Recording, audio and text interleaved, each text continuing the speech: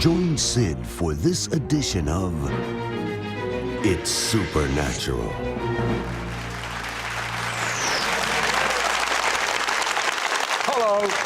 Bonjour, bienvenue dans mon monde où il est naturellement surnaturel.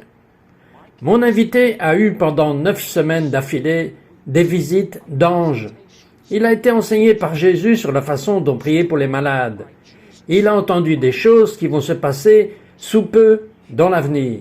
Êtes-vous intéressé par ce qu'il va enseigner? Moi aussi. Anyone interested in what he's going to teach? Yeah. Me too.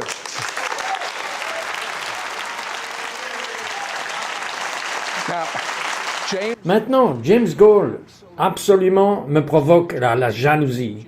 Et James, vous savez que vous êtes biblique, parce que la Bible dit que les gentils provoquent le juif à la jalousie. C'est vrai. Vous voyez, vous êtes juste en train de faire ce pourquoi vous avez été créé. Je veux dire, toutes ces visites d'anges, tous les dons de l'esprit, Jésus lui enseigne personnellement sur la guérison. La prophétie a juste éclaté à 20 ans dans votre vie. Vous étiez rempli de l'esprit. Vous souvenez-vous de la première prophétie que vous avez reçue? Oui, Sid, c'est vraiment assez étonnant, parce que c'était la première prophétie que j'ai jamais entendue qui est sortie de ma propre bouche. Et c'était quelque chose comme ça. Comme il était dans la dernière semaine du ministère terrestre de Jésus, il est venu à la maison du Père. Il a purifié la maison du Père et il a libéré une déclaration. Ma maison sera appelée une maison de prière pour toutes les nations.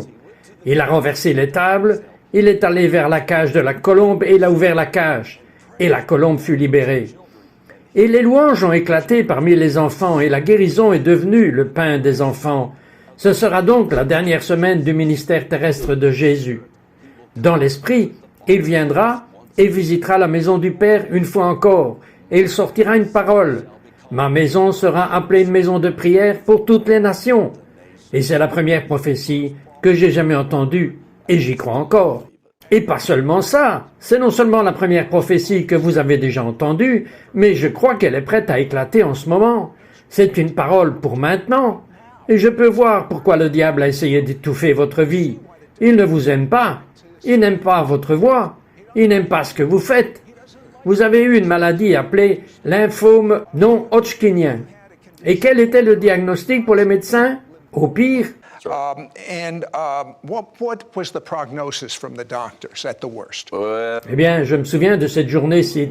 Et j'étais dans cet hôpital dans la région de Nashville. Et le médecin me regarde avec un visage sombre et il me dit, eh bien, je veux que vous sachiez que personne n'a jamais vécu plus de 10 ans avec ce diagnostic. Maintenant, arrêtez. Que s'est-il passé à l'intérieur de vous? Et qu'avez-vous dit quand cela est arrivé? J'ai regardé ce médecin droit dans les yeux et j'ai dit, eh bien, vous n'avez jamais rencontré quelqu'un comme moi auparavant. J'aime ça, pas vous? Et puis j'ai regardé ce médecin avec honneur et pourtant avec audace. Et j'ai dit, et devinez quoi? Je vais être le premier qui va enfreindre cette règle. Et je serai guéri. Eh bien, quand vous dites cela, entre nous deux, y croyez-vous vraiment? Did you really believe it? Vous savez, c'est de l'abondance du cœur que la bouche parle. Et donc, vous ouvrez grande votre bouche et il dit qu'il va la remplir. Alors c'est ce qui s'est passé ce jour-là. Et parfois, après, vous vous dites, qu'est-ce que je viens de dire? Alors oui, j'y ai cru à ce moment-là. Et puis j'ai dû, comme tout le monde, travailler à mon propre salut. Cependant, il entend dire qu'une grande surprise est à venir. Qui vous a dit cela? Is coming to him. Who told you that? Eh bien, dans un rêve, le Saint-Esprit m'a parlé. Il a dit, je veux que tu gardes le mois d'octobre libre parce qu'il va y avoir une surprise qui va arriver sur ton chemin. Je me suis dit, c'est une langue parabolique. Je n'étais pas vraiment sûr que c'était le Saint-Esprit qui me l'avait dit, mais j'ai gardé mon mois d'octobre libre cette année-là. Alors, quelle a été la surprise? Ne voulez-vous pas entendre ce que la surprise était?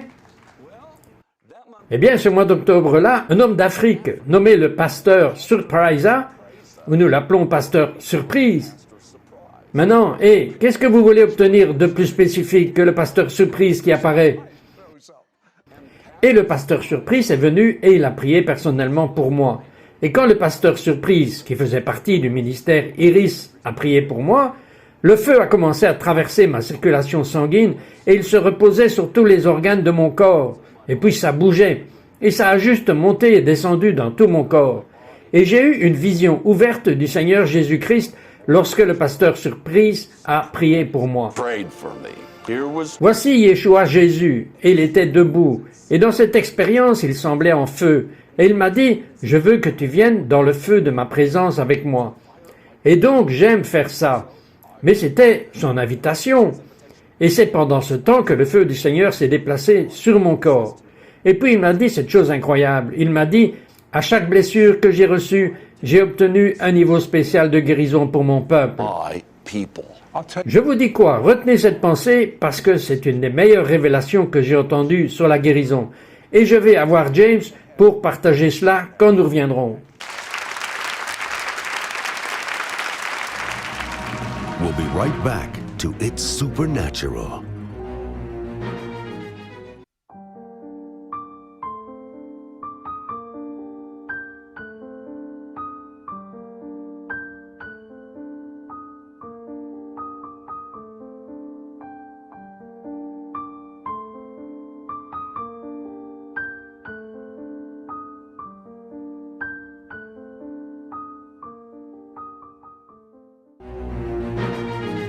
We now return to It's Supernatural. Alors Dieu a dit à James, qui est en train de mourir d'un lymphome, d'un cancer, qu'il va avoir une surprise. Et il lui dit le mois. Un pasteur se présente, son nom de famille se trouve être juste le pasteur surprise. Et le pasteur surprise prie pour lui. Et le feu va partout sur son corps. Et puis Jésus commence à lui enseigner à propos de la guérison. Dites-moi ce que Jésus vous a enseigné. Tell me what Jesus taught you. C'était vraiment incroyable. Je n'ai jamais rien entendu de tel auparavant. Et évidemment, j'aime la Bible et l'histoire de l'Église et tout. Mais ce qu'il m'a dit, c'est l'homme de feu lui-même, Jésus, comme il est dit dans Apocalypse chapitre 1. Avec chaque blessure que j'ai reçue, j'ai obtenu un niveau spécial de guérison pour mon peuple. Maintenant, pendant que j'explique cela, je crois que la foi va s'allumer dans le cœur des gens en ce moment, comme je viens de l'expliquer. Et pendant que je dis cela, un niveau spécial de guérison passe sur votre chemin maintenant. Et il m'a porté à ses blessures, et très rapidement, il m'a montré son dos et les 39 meurtrissures, et à l'intérieur de chacun de ces endroits où le dos de Yeshua, Jésus, a été ouvert, j'ai vu des noms de maladies. J'ai vu une leucémie, j'ai vu la paralysie, j'ai vu juste des noms différents, la scoliose. J'ai vu des noms écrits dans chacune des meurtrissures de Jésus. Il m'a emmené à la couronne d'épines et il a dit, quand la couronne d'épines a percé ma tête, j'ai obtenu la guérison pour chaque maladie mentale connue dans l'humanité. Il m'a montré ses pieds qui ont été transpercés et il a dit, j'ai obtenu la guérison pour la paralysie. Il m'a montré ses mains et il a dit quelque chose de très distinct. Il a dit, saviez-vous que la plupart des maladies sont transférées par le toucher? Il a dit, j'ai obtenu la guérison quand j'étais cloué avec les mains transpercées. J'ai obtenu un niveau spécial de guérison pour chaque maladie contagieuse. Et maintenant, je crois que le Saint-Esprit veut toucher certains d'entre vous en ce moment. Peut-être que vous avez juste quelque sorte de maladie. Peut-être que vous êtes comme moi, avec un lymphome non-hodgkinien. Vous avez l'autorité de chasser cette maladie. Et maintenant, je parle juste à la leucémie. Je parle aux troubles sanguins maintenant. En fait, je parle à quelqu'un qui est sous dialyse rénale et Dieu a une autre voie. Il va apporter la purification à votre sang et à vos reins. Et Jésus a été même transpercé. Et je veux vous dire, il a la guérison pour chaque cœur. Et quelqu'un a comme un trou dans le cœur et quelqu'un avec un souffle au cœur. Le Seigneur lui-même vient visiter votre maison et la guérison va venir chez vous aujourd'hui. Une des choses que vous m'avez dit, et c'est assez important, c'est une chose à comprendre dans cette révélation que Jésus enseignait comme les 39 meurtrissures. Expliquez-moi encore cela. Explain that again to me. Oui, vous savez, Jésus, tout son dos était ouvert. Et il est dit, par ces meurtrissures, nous sommes guéris. Alors il m'a pris, s'est tourné vers le côté et il m'a montré son dos. Et j'ai vu qu'il avait été ouvert. Et dans chacune de ces blessures, il y avait le nom d'une maladie qui était écrite, parce que pour chaque blessure que Jésus a reçue, il a obtenu un niveau spécial de guérison pour son peuple. Now, Maintenant, vous m'avez dit que nous avons besoin de comprendre cette révélation. Et j'ai dit, maintenant, comment faites-vous pour que cette révélation devienne un fait? Et bien sûr, il y a la foi impliquée. Mais vous m'avez parlé d'un principe que Dieu vous enseignait, appelé décret. Expliquez ce que c'est. explain what that is. Vous savez, dans le livre de Job, il est dit, tu décréteras une chose et ce sera établi. Et de l'abondance du cœur, la bouche parle. Et le livre de Jacques dit, notre âme est sauvée par la greffe de la parole de Dieu. Nous devons donc stocker la parole de Dieu. La Bible emmagasine la parole de Dieu dans nos cœurs. Et puis nous devons proclamer le salut de Dieu. Alors, nous proclamons, ma maison sera sauvée, toute ma maison sera sauvée. Nous proclamons, par ces meurtrissures, je suis guéri. Je n'ai pas eu seulement une expérience, je n'ai pas eu seulement une rencontre. J'ai alors dû apprendre à travailler le miracle. C'est ce qu'on appelle le fonctionnement des miracles. Alors Dieu fait sa part, et ensuite nous coopérons et nous faisons notre part. Et j'ai dû décréter sur mon corps, j'ai dû parler sur mes organes, et je devais parler à la vie. J'ai dû apprendre à prophétiser sur la vie, déclarer la vie sur mes propres organes de mon corps physique. I'll tell you, Je vous dis, on peut parler de cela indéfiniment, mais je veux en savoir plus sur les 9 semaines de visite angélique qui sont venues dans votre maison. Parlez-moi un peu de cela. tell me a little about it. Eh bien, c'est arrivé le jour des expiations. J'étais allé dormir. Ma femme dormait. J'avais enseigné dans un centre de formation dans la région de Kansas City. Et c'était le jour de l'expiation, le jour le plus saint du calendrier juif. Et nous dormions. Il y a eu un éclair dans le noir et je me suis réveillé à 23h59. Et la lumière de l'éclair est entrée dans la chambre. Et maintenant, un homme, un ange, se tenait au bout de mon lit. J'étais comme réveillé. Ma femme dormait encore. Il me regarde pendant une minute. L'horloge sonne minuit. Et il me dit, « Voudriez-vous savoir ce qu'il m'a dit ?»« Je suis au bord de mon siège. Et vous ?» Et il me parle. Cet ange a dit, « Surveillez votre femme. Je suis sur le point de lui parler. » Et cela a ouvert la porte à 9 semaines consécutives de visite angélique. C'est incroyable, ces rencontres surnaturelles avec un Dieu céleste. Je vais vous dire quoi? Quand nous reviendrons, je veux que vous découvriez l'une de ces incroyables expériences de James. Je reviens tout de suite. We'll be right back to It's Supernatural.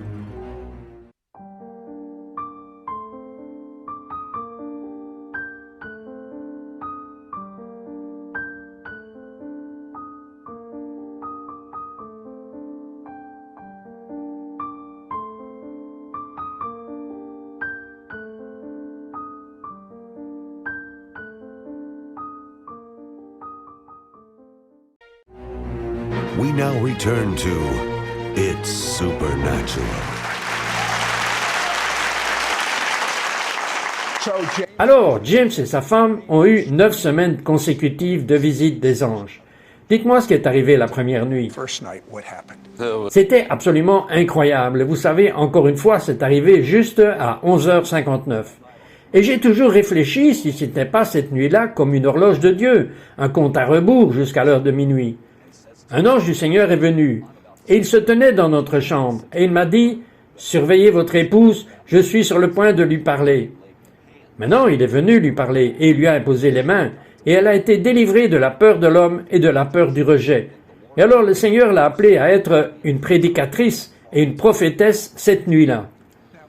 Maintenant, parlez-moi de ces lumières. C'est incroyable. That's amazing. Oui, non seulement un ange est venu debout au bout du lit, mais il y avait une boule de lumière surnaturelle qui s'est tenue au-dessus de notre commode pendant 5 heures d'affilée. Et notre pièce était illuminée par le royaume de la gloire de Dieu. Je veux dire, nous n'avions pas à allumer une lumière, toute la pièce rayonnait de sa présence. Une autre nuit, il y a eu 29 de ces boules de feu tournant autour du plafond et dans la chambre. Et nous avons dit simplement, « Frappe-nous avec le feu de Dieu ». Ils se sont écrasés sur nous, c'était le feu de Dieu.